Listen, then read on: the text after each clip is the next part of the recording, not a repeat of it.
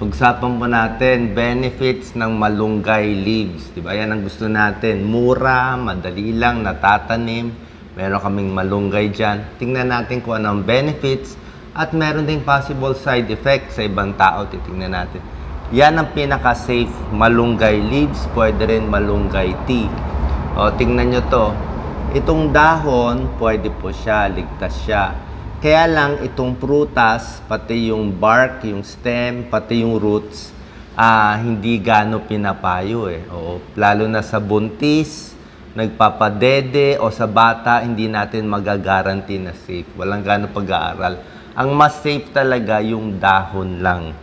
Pero sa mga tao, alam ko kinakain din to. Okay, marami siyang benefits. Doon muna tayo sa benefits. Marami siyang vitamins and minerals talaga. Talagang siksik, liglig siya. Meron siyang protina. Okay? May protein siya. May vitamin A. Marami siyang vitamin A para sa mata. Marami siyang vitamin B2, B6. Vitamin B, maganda po yan para sa mga ugat natin. May vitamin C din siya. Meron siyang potassium. Meron siyang magnesium. At may iron siya para sa dugo. Pamparami ng dugo.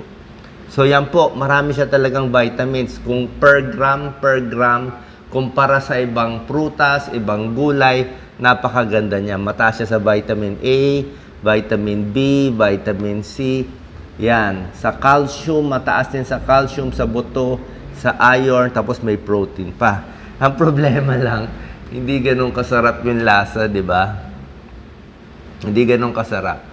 Bukod sa maraming vitamins and minerals, lalo na pag sa tinola, masarap ang malunggay, mataas din siya sa antioxidant. Antioxidant, panlaban sa cancer, pang-iwas. Ngayon po, ililinaw ko, ang problema lang sa malunggay, wala tayong malalaking pag-aaral.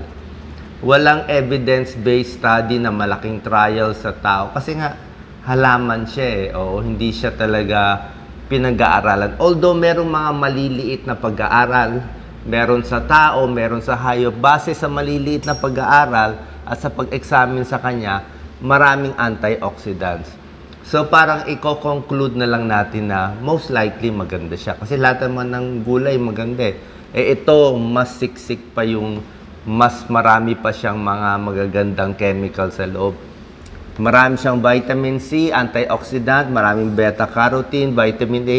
Meron din siyang quercetin at chlorogenic acid na nakita nila maganda to. Antioxidant, pang-control din ng blood sugar. Kung gram per gram nakita nila mataas sa protina, mataas sa vitamin A, maraming potassium, maraming calcium, maraming vitamin C. Yun lang mapakla yung lasa niya. Sa diabetic, pwedeng-pwede po. Para siyang ampalaya o ayon sa mga maliliit na pag-aaral, may konting human studies nakakababa ng blood sugar. Sabi pa nga sa isang maliit na pag-aaral, konti lang naman, 30 women, 13% bumababa yung blood sugar. Kaya pag kumakain kayo ng maraming malunggay, i-check nyo madalas yung blood sugar nyo. Kung bumababa na, di ba pwede nang bawasan yung gamot nyo. Hindi ko sinasabi tigil yung gamot. Tuloy nyo yung gamot, tuloy nyo yung insulin, kung ano man yan, metformin, tuloy nyo. I-try nyo na lang. Pag marami kayong kinakain malunggay, baka mabawasan ang dosis ng mga gamot nyo. Parang makaka-reduce din siya ng mga pamamaga.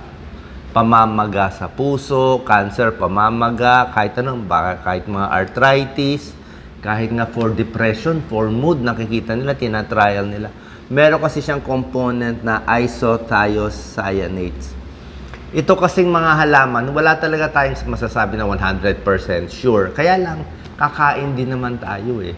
So pagkakain tayo, pag ito mas maraming kakainin natin, mas maganda siya. Yan ang mga gandang mga gulay. Yan, di ba? O broccoli, maganda. O pwedeng makababa ng cholesterol. Ito sigurado to. Halos lahat ng gulay, mataas siya sa fiber.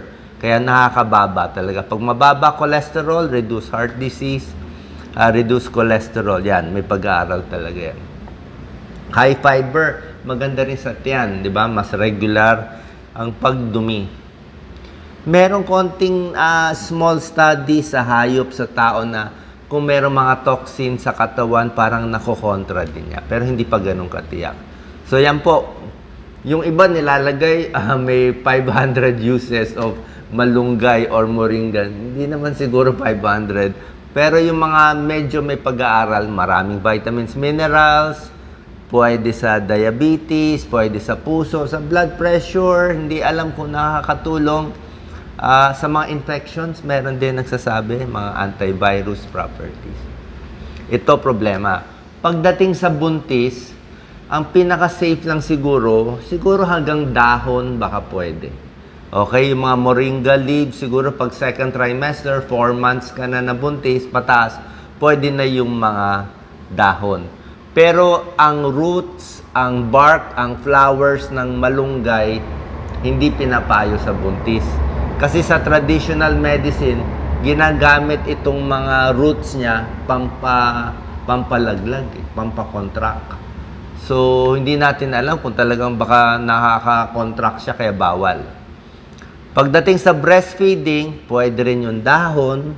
Oo, pwede rin naman yung dahon yung sa tamang amount. Pero yung ibang parte ng malunggay, yung bark, flower, roots, wag na lang para sigurado. Hindi tayo ganun katiyak. Sa bata, ang pwede rin yung dahon lang at wag din masyado marami. Tulad na sinabi ko, sobrang siksik, liglig sa vitamins and minerals ang malunggay. Pag nasobrahan din, may overdose. Nasabi na iba, dahon lang yan. Hindi po. Ang mga gamot na binibigay ng doktor, galing din karamihan sa mga halaman. Yung iba, sumasakitan tiyan, may possible side effect, depende sa iyo. Yung iba nagagag na parang nasusuka kasi nga mahirap kainin, mapait, 'di ba? Tapos yun nga sa buntis, ingat tayo sa breastfeeding. Pagdating sa gamot, yung mga umiinom ng pampalabnaw ng dugo, kasi gulay to, lahat naman ng green leafy vegetable, minsan nakakalapot konti ng dugo Mas nagbubuo yung dugo. So, baka lang bumaba ang dosis mo ng warfarin. May thyroid problem, uminom ng para sa thyroid, check nyo lang kung nagbabago. Pero dapat hindi naman. Sa diabetes, tulad na sinabi ko, nakakababa siya ng blood sugar. Kaya check nyo kung baka sumobra baba. Sa high blood, tingin ko wala namang gano'ng masyadong effect. Pero tingnan nyo lang po. Monitor your blood pressure at blood sugar, lalo na kung marami kayong kinakaing malunggay. So ito pang safe. Hugasan maigi, ang ginagawang tsaa. Pero itong roots, tsaka yung mga, yan, medyo mas mag-iingat tayo. Sana pa nakatulong itong tips natin para mas kumain ng malunggay doon sa ating adults. Pero doon na nga, sa buntis, breastfeeding, siguro konting ingat lang tayo. God bless po.